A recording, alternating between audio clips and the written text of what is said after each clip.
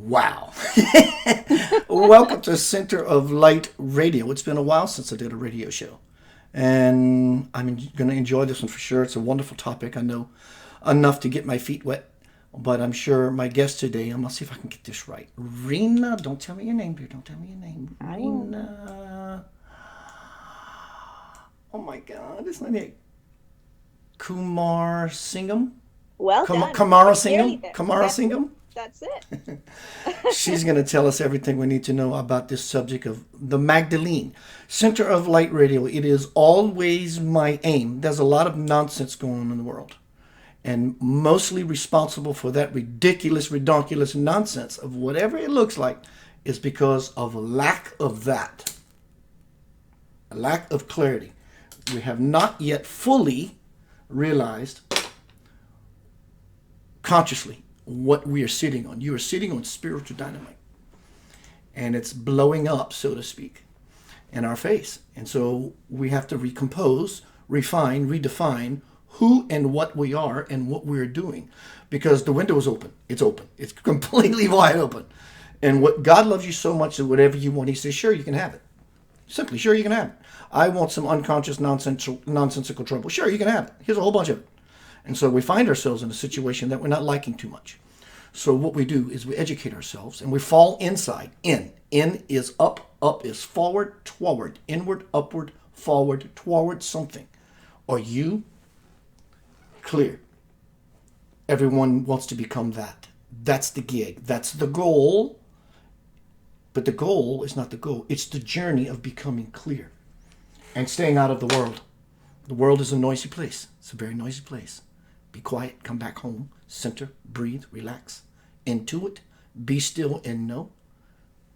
And the world changes on its own because you change. Nothing new can ever change in your life if you don't change yourself. Nothing ever. Let me tell you about my guest today on Center of Light Radio.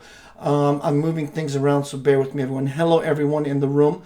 I do want to let you know that I'm going to open up a segment, and maybe my guest Reena will remind me if I forget.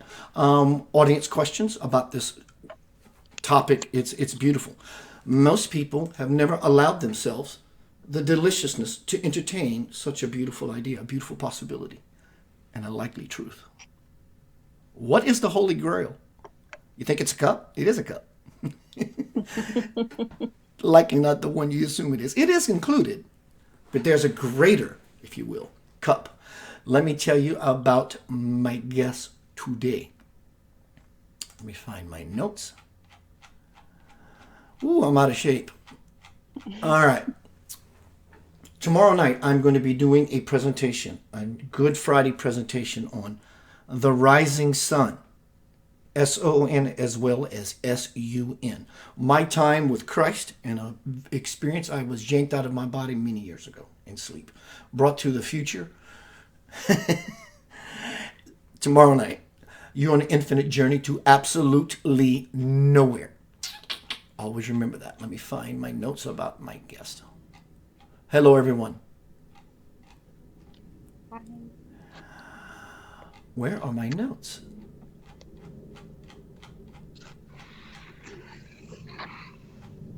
I'm getting there. Wow, wow, wow, wow, wow.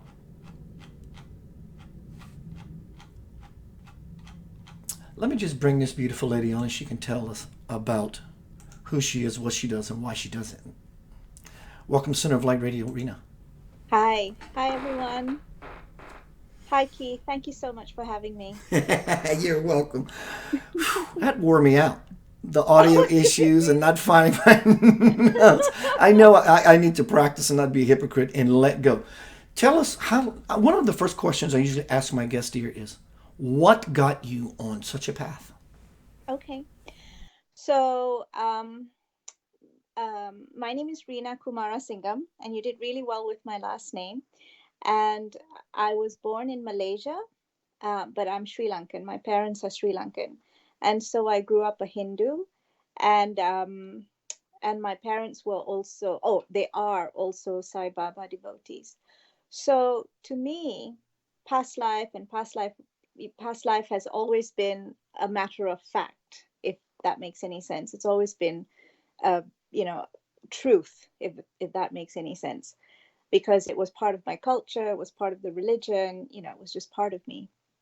And I've always been really fascinated by it. And so I went to university and I got a degree in psychology. And I was about 21 years old when I graduated from university.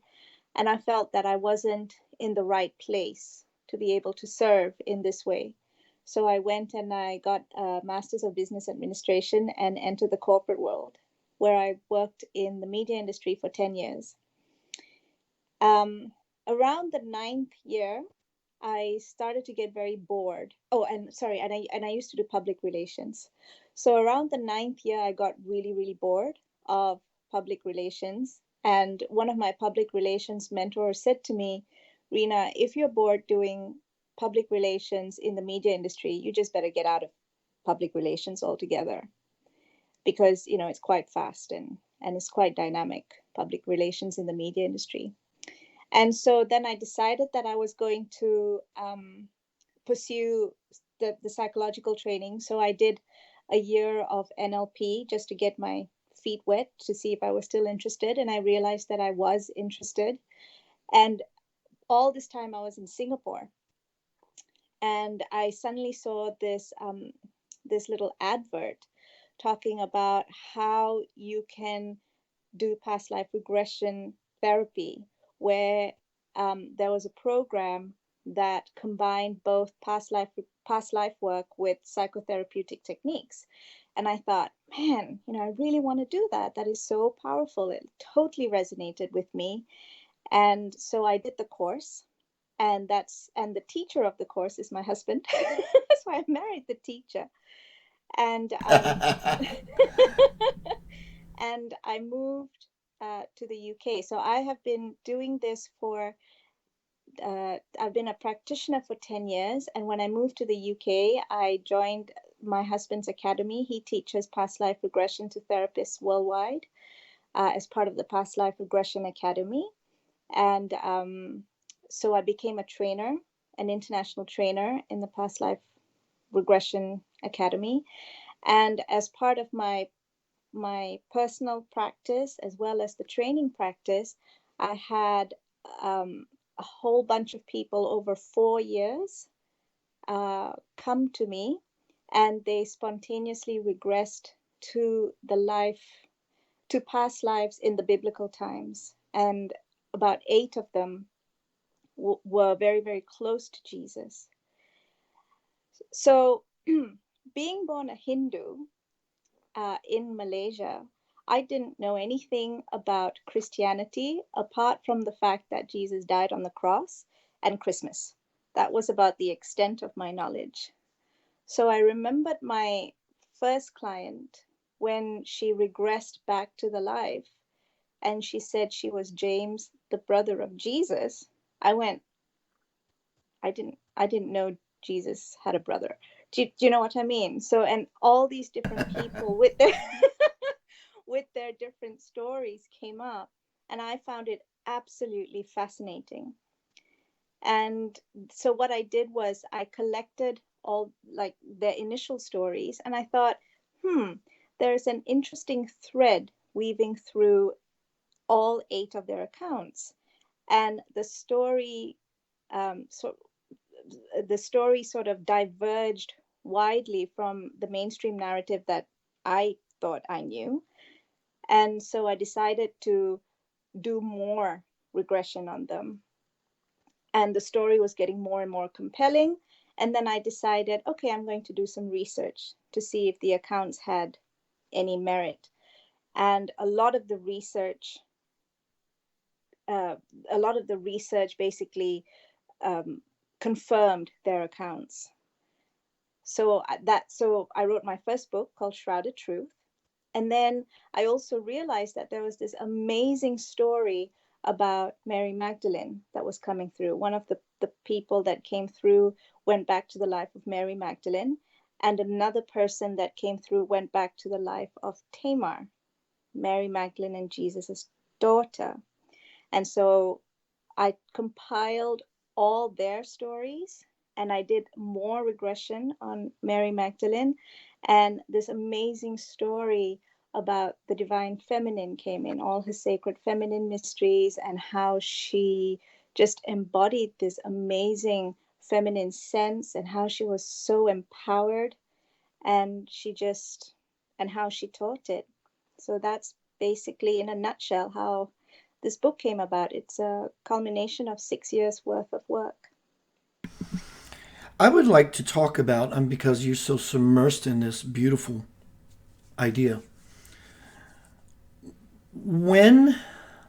So obviously, if Mary Magdalene is the focus, and we're speaking about Jesus, so obviously these two hooked up, and Jesus did not die on that cross. No, he didn't. He did not. And that came out in Shrouded Truth very, very strongly, the first book.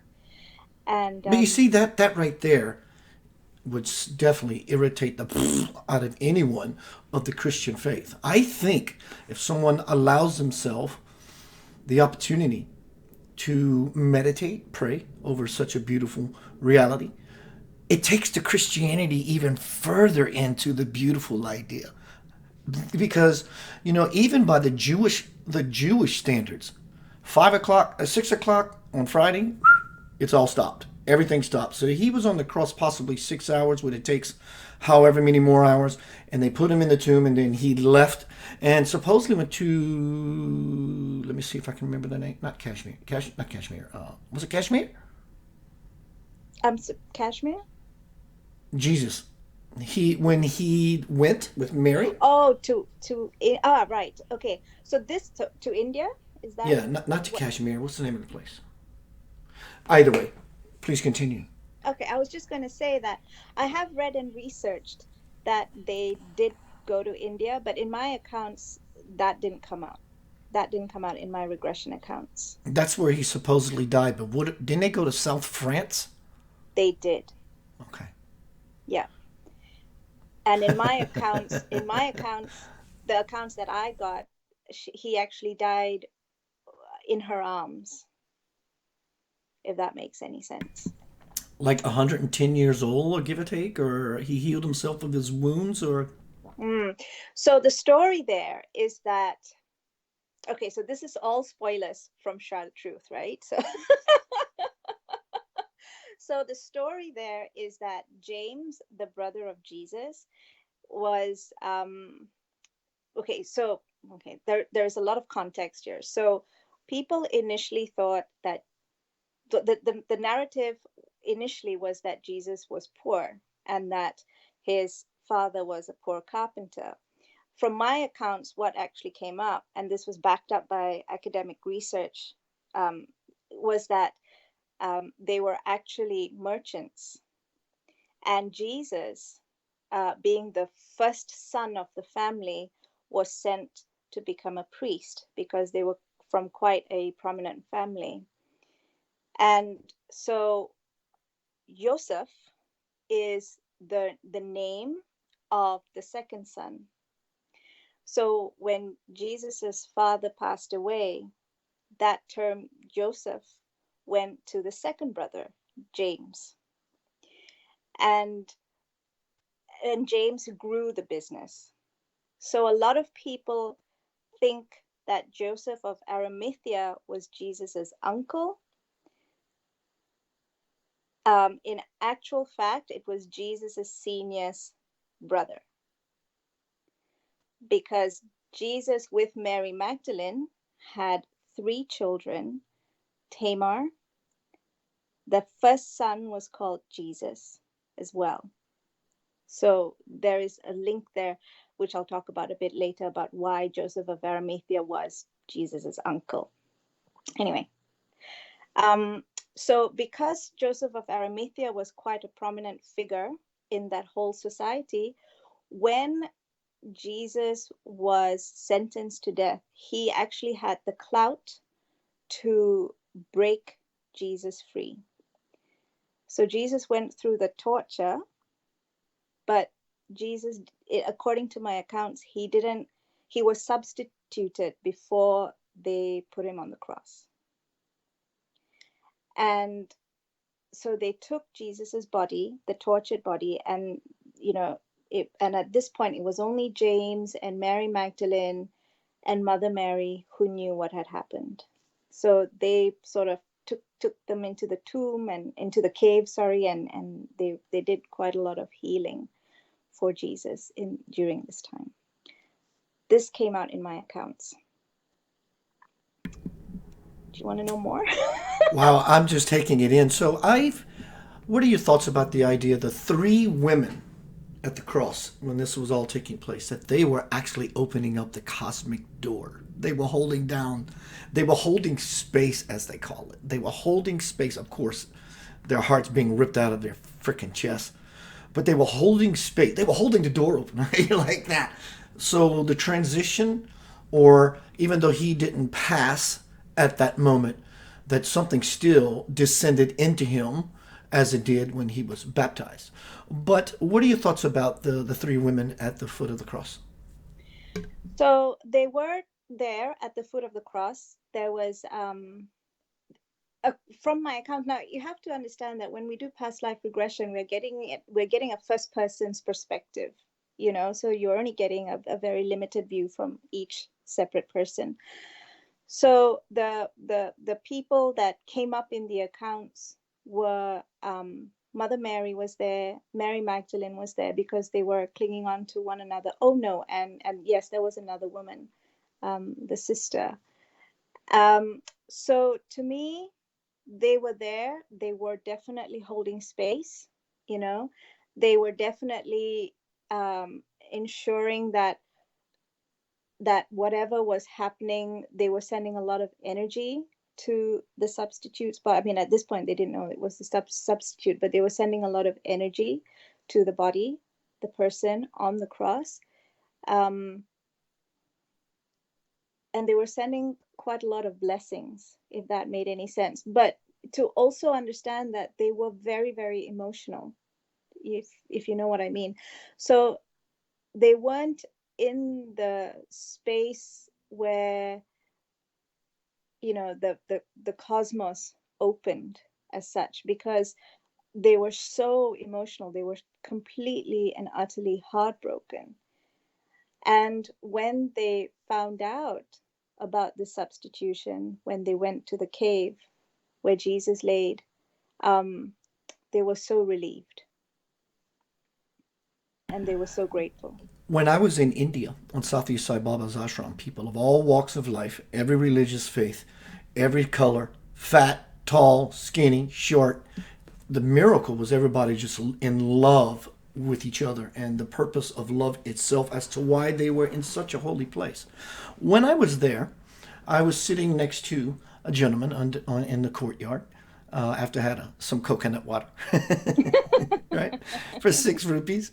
And this gentleman and I just struck up this conversation. Saidam, of course, is a greeting, Saidam, like hello. And so we side-armed each other. And we just started talking about the life of Jesus. And this gentleman, 8 feet away from us, was sitting on a boulder, just listening. Just listening. And after the gentleman and I got finished our conversation about Jesus, the guy says, Saidam, I got to go. I said, blessings, and he walks away. After I sat there about 2 minutes in silence, out of nowhere, the guy in the boulder says, Saidam, can I tell you about the Jesus we know in this part of the world? I said, absolutely. Oh. And I said, he says, let me give you an example.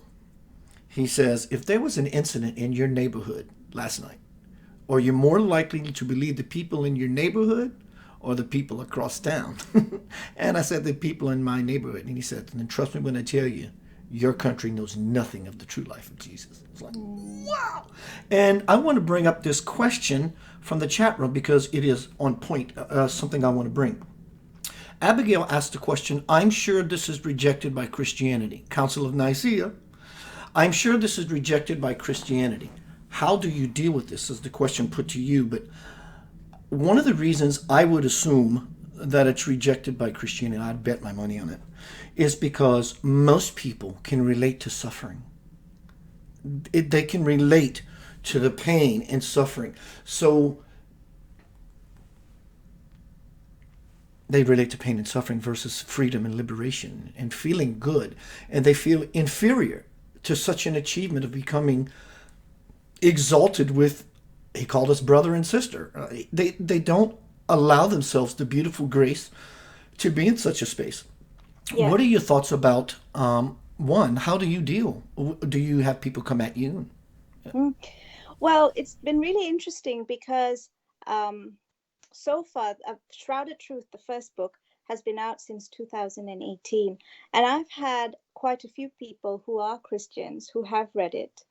And I remember this one lady sent me an email, and she said to me, it was really hard going because she grew up with her father was a pastor, and she grew up in that family, and so it was really hard to turn each page, but she persevered, and she has since real something in that book resonated really, really strongly within her, and she says she sees things from much, much more deeply now. And another person also that I know in the Netherlands, she read the book, and she said that her father was also a theologist, and she learned Christianity in ancient Hebrew. And so she sort of understood how the language changed from one language to another language, how it was translated and how it changed. But she said also that she felt such a resonance with Shrouded Truth because it flowed exactly with her perception and her feeling of the religion. So, but then I've also had this other lady who put a scathing review. And she didn't get in touch with me personally, but she did put a scathing review on Goodreads and Amazon about how memories are not the best way to collect information. And also, she basically said that the Jesus that she has read about in this book is very different from the Jesus that Christianity mainstream narrative teaches. And so she says, one of them is a lie, and you've got to decide. And even in Shrouded Truth, I did say at the back of the book, I didn't sort of I did say to people, feel what resonates within you, and whatever resonates within you will be the truth that you embody, because it's about freedom. I didn't want to shove something down their throats, if that makes any sense. So, I mean, I've had both, and I'm okay with it, because at the end of the day, breaking a belief system is one of the hardest things to do. And to me, as long and I ask everyone who reads all my books to just have an open mind and an open heart, so that they can actually, as long as they have that, and as long as they go through the book, I'm grateful. But coming back to the issue of how and why the narrative changed, I don't know if I can talk about this now, but I do have a third book coming out, and it's where I regressed in depth James, the brother of Jesus, as well as Paul, the evangelist. And it was very fascinating to see how and why the teachings emerged the way they did.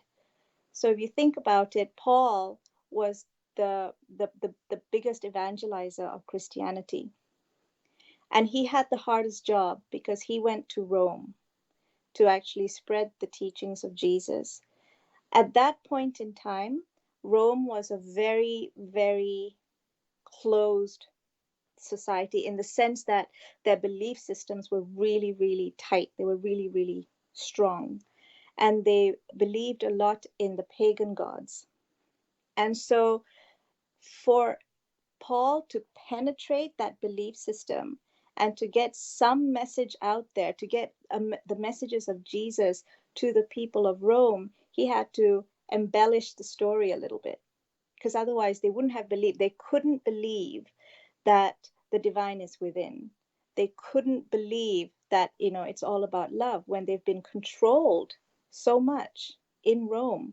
They used to use their gods were vengeful gods as such. You had to satisfy those gods. You had to sacrifice for those gods to get a good crop, to get good weather, for example. And he was going in there trying to teach this message of love. So there was only so much he could do. So he embellished the story. And from there, it just grew and grew and grew. So it's This interesting to see this how it inter evolved. this presentation I'm doing tomorrow night. Likewise, when I as we speak about this beautiful possibility, and I tend to lean into it really hard, is why it can be so tough for people to allow themselves this kind of experience. Is the same reason I this presentation I'm doing tomorrow night is not called the risen sun. It's called the rising sun, because it's still part of the same thing. They would never allow that divinity. So Jesus didn't completely. Christ has risen. He's still rising. It's still rising in all of us. See, Exactly. the begotten Son, the only begotten Son, is not Jesus. The only begotten Son is the Christ principle. Exactly. I am in my Father's in me, and I am in you. That's right. And so the Christ principle is not done rising yet. It's not done rising through like the phoenix or the lotus flower through the murky water of humanity's nonsense. And so No. that is all rising within us. And so it makes it easier, a little more palpable when we see that there is a serious transformation happening in the world, and it's happening Exactly. within each and every person, and the world's getting cleaner and clearer and loving. People are shouting from the rooftops, serenading the village because they can't get next to each other, and we're missing it. Exactly. I'm going to go out and start kissing people all over their face when they let us out of this noise. Right? And so I think the beautiful possibility is the rising sun, the rising daughter, if you will, either way. Either way. Yeah. Yeah. No, I totally agree with you. I mean, as I've shared with you, I'm actually on my 12th day of COVID-19 right now, which is why I'm in bed in my pajamas. If my mother saw this, oh dear. But you're absolutely right, because every time we go through what people call a crisis is actually a shift in consciousness. Because what's actually happening at this time, as you said, the way I sort of talk about it is the earth is being bombarded by high vibrational energy at this time. So if you think about it, um, I like to use the analogy of boiling water. If you have just water at room temperature, there's going to be very little movement. But the minute you bombard it with a lot of energy, like fire, it starts to boil and things come up. And that's when you can see what's actually happening. It kind of starts shattering the veils of illusion. And so and this is where it's shattering belief systems, it's shattering cultural conditioning, because people can start to see, and people can start to clear at a macro level, which we are seeing since 2016, 2015, as well as an individual level. And it's also so interesting, Keith, that you brought up Sai Baba, because, Satya Sai Baba, Satya in Sanskrit means truth.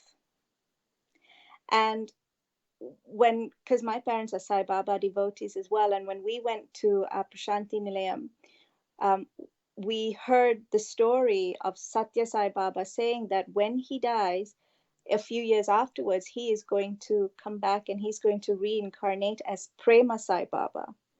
Prema in Sanskrit means love. And I love the lesson in that, because you need to see the truth to be able to embrace love. And so in Prashanti Nilayam as well, that we walked and we went to this cave, because apparently Satya Sai Baba um, described what Prema Sai Baba was going to look like uh, to a sketch artist, a really good sketch artist. And so the sketch is there in this cave in India. So we went to see it, and it was the spitting image of Jesus. And so if you think about it, Jesus was all about love. It was all about the prema.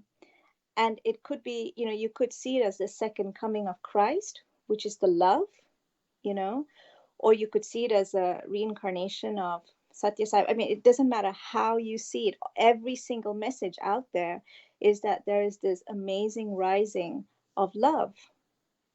But we can only see that if we can see and understand the truth through the shattering of the Maya, the illusion. And basically, that's what's happening now. I love that you used fire, boiling water, because the divine ladle is scooping out the stuff. It's beginning to move when energy moves, so it reveals that. But you used fire, and we were talking about love, and I think this is the idea. I want to show that. I think it's right on point. Oh, wow. Radical transformation. It can happen to anyone at any Exactly. moment. If God Yeah, is love, then it's about developing the love within to the level God is. that's right. So it makes it really simple. It gets us out of all the extraneous noise that it's not necessary. And, even religion, it's a beautiful way to celebrate your deity, your creator, but it's not necessary. I mean, just being in the space of wanting something so greatly puts you in that space so beautifully. That's right. That's And it's exactly done. right. There's no other rules, there's no other practice. Yeah, yeah. And it's, and I love what you said about how, you go within. Remember how at the beginning you were saying you go within and then you go above and then you go forward and you go toward. And I Inward, upward, forward, toward. Inward, upward, forward, toward. That's right. And I was just thinking to myself, because, I'm going through this COVID-19 at this point in time. Now, if you look out there in the newspapers or the mainstream media or even social media, there is so much fear about COVID-19. And so, when I realized I had it, I had to go within. I had to be totally centered and totally aligned.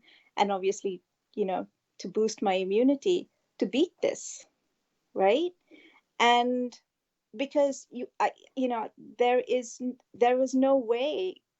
If I had followed the narrative out there at this moment, this is practically a death sentence. But it's not, right? Because I am healing from it. I am learning a lot about myself. Because to me, what's happened at this point is that it completely stripped off all my masks, all my defense systems. It's kept me totally vulnerable All your physically. mask, My right? masks. All your mask, right? That's right. All Oh right. my God, yeah. That is so clever. Right. But it's totally stripped me of all that. And so, I had to learn what sort of foods worked.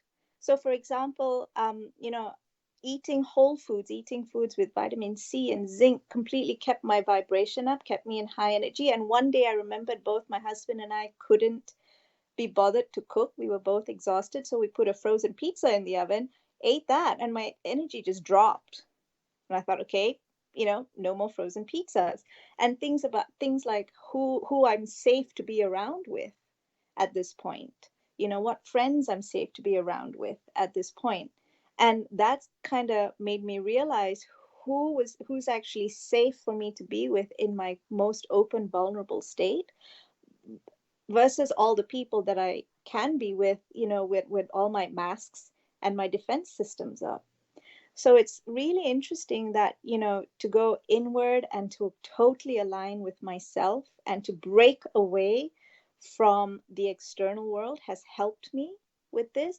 But it's the realizations and the reflections that I'm having that also helps tremendously. I mean, I find this for myself. I'm not saying this for everyone, but for myself, I'm finding that it's a cleansing process. It's a clarifying process for myself. How you doing? Do you need to exit to? Ah, no, Wonderful. You're feeling great. not Awesome. yet, not yet. I want to send you a video. Something I did a presentation last year. I Oh, want you to watch it. I It's valuable in okay. the sense of not necessarily like I'm asking you to give me entry into your new book, but it may be a puzzle piece for you because Oh, you've been on this quest of linking souls together. I would like you to experience what I presented in this particular broadcast.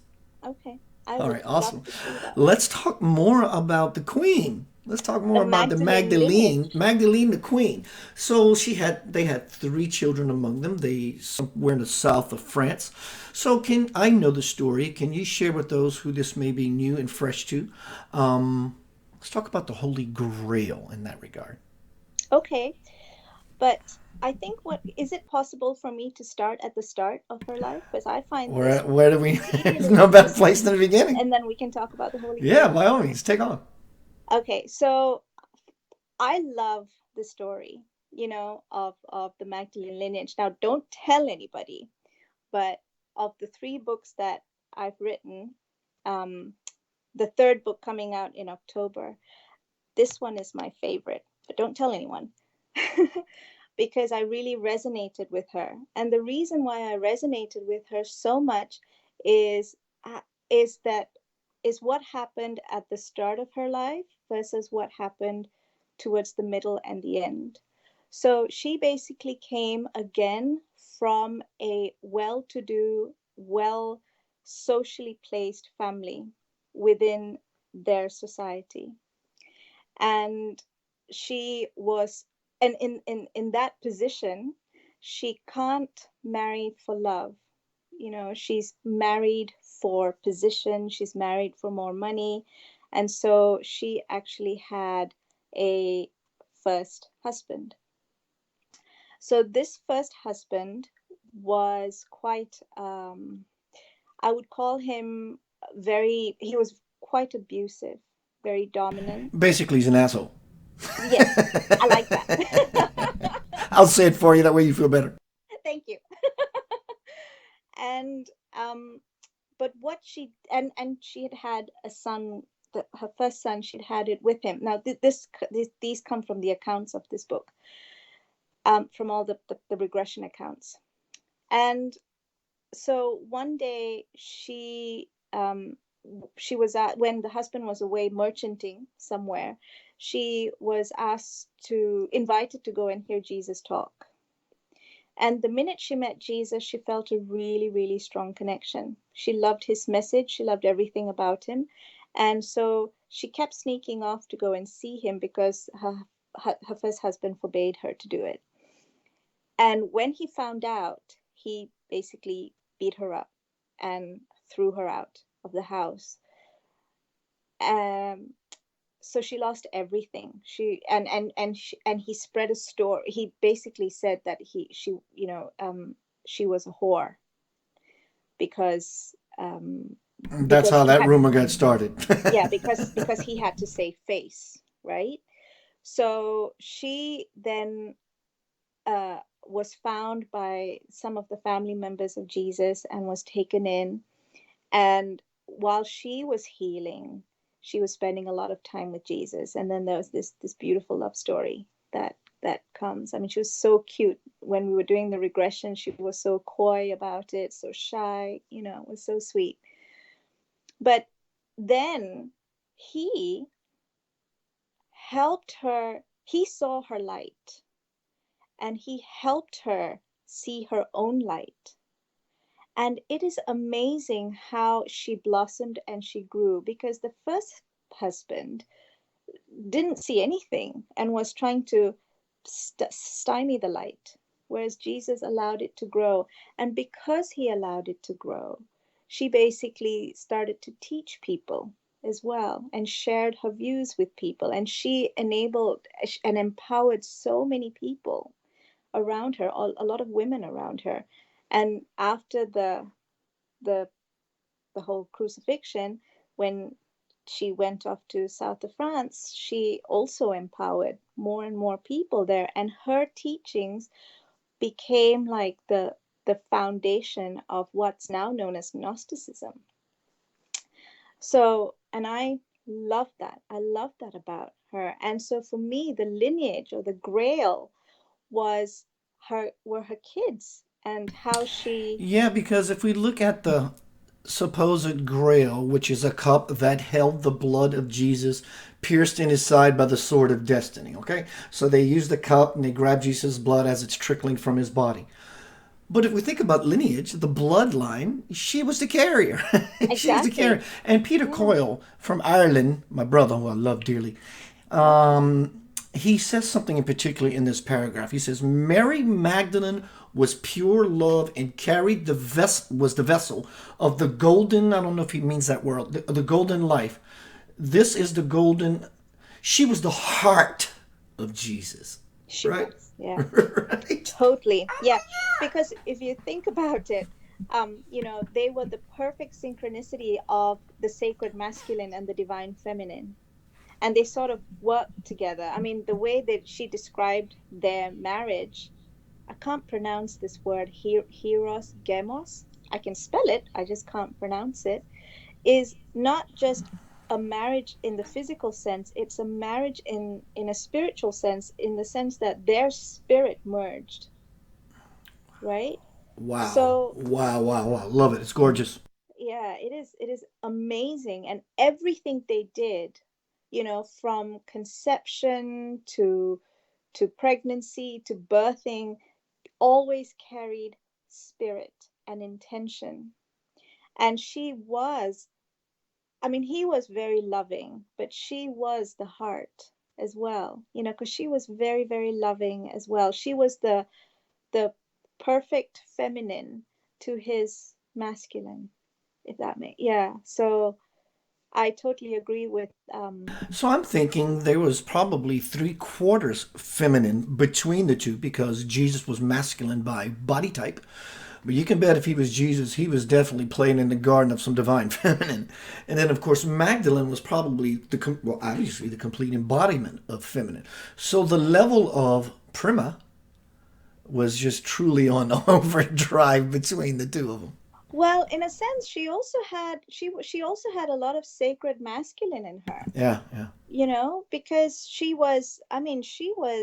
I've done this course about, embodying the divine feminine, and I took a lot of um, Hinduism philosophy about Shiva and Shakti, because the in Hinduism, divine feminine is the Shakti, is the energy, and the sacred masculine is the structure that holds the energy in place. That's Shiva and Shakti, right? And Shakti is energy. So she also had a lot of structure in her life. I mean, she went through some really, really hard times, and she came through it with structure, but also with amazing energy, as did Jesus. He also was energy and the structure in his own right, but together, the merging of them was the, I don't know, I would say they are the epitome of sacred masculine and divine feminine, something Well, to that emulate. would be the perfect unification of the Christ principle E- itself. exactly, Wow. exactly right. It's a sacred union, and they embodied it. And how they then shared that energy with the people around them, with their children, how they brought their children up. I mean, this comes out in the Magdalene lineage. Is just incredible, because it just shifts our perspective from how we do it now to how they did it. And I know a few people who've been reading it have said, the whole story of parenthood and motherhood, conception, has just been very different for them, and has impacted them tremendously. it's a So, it's a different way of being. Sorry, I absolutely. must So, what did interrupt the you. prince and the princess of peace? What did they do once they got settled in South France? Where in South France is there a particular destination Yeah, where that they yeah, actually settled a particular township? Where would that be, yeah. dear? Well, so according to the book, she mentioned, again, my pronunciation is going to be so bad. It's Aquitaine, and it's somewhere down south of France. And they established when they first went there, when the children were young, they lived in a small village, and they didn't quite pinpoint exactly where that village was because 2000 years ago. um but so here's the story. So I have to tell you a bit about the children, right? Because they all had very different personalities. So you had Tamar, who was the eldest child. In the Magdalene lineage, when you actually read Tamar's section of the accounts, um, the it was all the Rose, the person I was regressing, was saying that it was almost like she was on a spectrum, that she was slightly autistic because she was in a completely different vibration. And Tamar was just a very, very quiet child. She was very timid child. Um, and she was like the good girl. Then came the second, who was Jesus Jr., and he was a bit of a rascal. And all he wanted to do was travel. And he really loved his uncle, Joseph of Arimathea, and how his uncle would travel everywhere and do all the trading. So he really took after his uncle. And then you had the third son as well, who also enjoyed traveling. So when Jesus died, um, uh, according to the accounts in this book, Mary Magdalene basically asked Joseph of Arimathea to take care of Jesus Jr. and her third son. And by this time, Joseph of Arimathea really liked being in the area called Britannia, which now we know as England. The reason why he went to Britannia in the first place was to trade, because there was a lot of tin there. He wasn't looking for the Beatles, Paul and John. I think he was, but he couldn't find them. From the chat room, Peter Coyle in Ireland says, and this might go along, and I think this might have been some of the words you were trying to pronounce. Peter Coyle says, Eros in Celtic mythology means bringer of the cup of life, the vessel of truth, and the land of Eros, in real terms, the land of Tir Nan Nog, High Brazil, the land of mystery. Right. Was that some of the words you were trying to pronounce? No, I was trying to pronounce Aquitaine. Aquitaine is a place in France, in the south of France. But coming back to what Peter, is that the name of the? Yeah. Hi, Peter. So coming back to what he was saying, I mean, bringing the cup of life was almost like he was bringing the lineage, the children of Jesus, if that makes any sense. And it's also very fascinating that if you actually look at the history around this area of Cornwall, and then they moved to Mendips and Wells and the area of Glastonbury. It's, if you go now to the Glastonbury Abbey, when Joseph of Arimathea first came 2000 years ago, he established the first church of Jesus in this, where Glastonbury Abbey is now located. 2000 years ago, it was like a little mud hut, but now it's this big, is ruins of this huge abbey. But there's a stone on Glastonbury Abbey now that says Jesus and Maria, and Joseph and Maria. And people thought that that was about Mother Mary, but actually it was about Mary Magdalene and the uncle. So it's quite fascinating, that as well. And if you go down to the south of France as well, right now, I don't know if you know this, but Mary Magdalene died in a cave. And that cave is still there now, and people can go up to the cave and see where she passed away. And nearby is a cathedral that actually holds the remnants, the bones of Mary Magdalene in Saint Baume. What a long journey from where they were all the way to South France. Yeah, it really was. Yeah, but he had Joseph of Arimathea, or James, the brother of Jesus, had the capacity because he was doing a lot of trading around this area as well. So he had the contacts, he had the means, he had the transport. So it was, it all kind of worked out really well. In your work, your books, and others during your research, how far down the line were you able to follow the lineage? Where did it end? And there's a young lady, a young woman today who is in it to win it. She says she is the great, however many greats it takes to get to present day incarnation of that. She is of the lineage of these two. So how far were you able to move into the lineage to, or have you brought it to present day?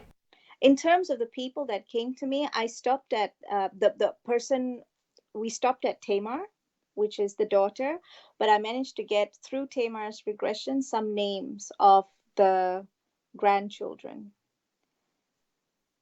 So that's about as far as we could get, because these people came spontaneously to me. I didn't seek them, if that made any sense. Like they came to me for other sessions, between life sessions. They came to learn how to regress other people as part of the academy.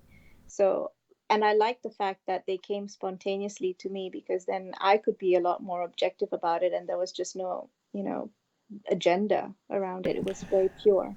So here's a big question. You ready? Yeah, go on. What is your involvement in all this? You didn't Oh, just happen in right. You didn't just happen to incarnate on this planet to become a scribe to tell this awesome story. Where are I you in this ancestry, dear? do you know what? I really What? don't. I don't know. Like I said, in my present birth, I like I basically, all these people virtually fell into my lap. I fell into this, and the fact that I had no prior knowledge about it was from a from the perspective of the therapist, really helped me be open minded about it. And, I could just accumulate the information without trying to mold it into a narrative that I previously had, simply because I had no narrative, right? Christmas was Santa Claus. That was it. And Jesus died on the cross. That was it. So I don't know. I've not investigated what my involvement has been, because simply because I wanted to maintain that objectivity. I mean, I've only just completed my third book. Um, so I don't know. No title yet, I assume. At Oh, least one that we can know. it's called Divine Consciousness, but don't tell Gavin. G Man. I love G Man. What a Yeah, great I know boy he's he is. awesome, isn't he? Yeah. I interviewed Gavin 4 years ago on Center of Light Radio when I was with Inception Radio Network. And we were just Facebook friends, and every once in a while we'd like or whatever kind of thing with each other. And one day he posted, John Hunt's Publishing is looking for authors. And I said, oh. So I sent him a message. He said, dude, I love your writing. Yes, I'll get you in. Basically, I'll get you in. Submit, submit, submit. And he didn't have to fight hard. I'm very proud of, confident of my work and who I am and what I do. Yeah. But he did stand up and say, hey, I'm pushing this guy through. I want this guy in, this guy in. And I'm doing the whole dance behind this. I'm loving watching this whole thing unfold in real time on the website. Yeah. Amazon UK was just published, so forth and so on. Just watching all this unfold, it's just so cool, because my bestseller I did by self-publishing. Right. But I'm really loving this John Hunt's thing. It's just really, really cool. Everybody's got their act together. And Gavin, he's just a nut. I love the guy. I've only just met Gavin, and I really like him. I love his energy. I love his enthusiasm. I mean, he's amazing. He is so amazing. I like him a lot. We're at the end of the show, dear. Would you like to give us an overview? Anything that Really? you, yeah, Wow. That right, was an hour. fast. Yeah. Would you like to tell us any secrets, anything you have that we haven't covered? We still got some time, but any secrets, anything that you would like to say that we have not discussed that you would like to impart to us? Oh, by the way, Mm. while you're doing that, everyone, I'm going to go grab some links to my wonderful, beautiful guest today. Center of Light Radio. I've been speaking with Reena Kumarasingham. That's right. Well done. You got it. Wow. Her link is right there to her website. Go stomp all over her page, y'all. Go make some noise on her page. Find out what she's up to and what she has to offer. Send her a message. I'm sure she'd love to simply hear you say hi. I would love that. And if anyone has any questions, please feel free to write to me to ask me questions. Right now, as I'm healing from this coronavirus, I'll be a little slow in responding because, I have to flow with my body and what my body is able. But, I'd love to hear from everyone. Magdalene Lineage is already out. So if you're interested in the story of this divine feminine, this amazing woman, she's just such an amazing woman and her amazing story. Feel free to get that on Amazon. Divine Consciousness is coming out only in October at this point. Is it available for pre-orders now, or is that coming? Is not yet at that level? No, I think it's available for pre-orders on Amazon. I think it is. So everybody go to Amazon, look up Reena Kumarasingham, Divine Consciousness. Pre-order, help her out. Yeah. Well, we're all in this together. Yeah, but go have a look at my website. I've got a meditation program up that I've just put up at the current time about transitioning to the new consciousness with ease and grace, and this is something I think I just put it out there just to as a tool to help people to move into the new consciousness, to navigate these changing times. I understand how it can be quite scary. So that meditation is there to embody your divine consciousness and move into the new consciousness, as it were. And I've got 2 more online courses. One is about empowering the divine feminine, where I give a detailed breakdown about what the divine feminine is and how we can, all men and women, empower the divine feminine within ourselves. And also the second course is about embodying the divine consciousness, which is how we can go in. Just keep going in, keep going in. Do you have a release date, or is that part of the information you can't give away? For the divine consciousness. Oh, the release date for divine consciousness, I think at the moment is October the 1st. I don't know how this whole lockdown, shutdown thing is going to impact that. It hasn't impacted the release of the Magdalene Lineage. That's come out already. Fantastic. But yeah, so I'm not sure. But at this time, the information I've got is October 1st. Well, I'm definitely going to have you back on Center of Light Radio for kind of release. Of course, absolutely. Yeah. And before we disconnect, I'm going to close off the show here. I want to chat with you and Andrew for a couple of seconds on the Skype green room, if you will. Anything you would like to leave us with, dear? Closing statement? Anything? Yeah, my closing statement is, I know everyone, I don't know, but I'm just going to say that, it may be a really, really difficult time right now, but my closing statement is I just want to repeat this thing from Sai Baba again.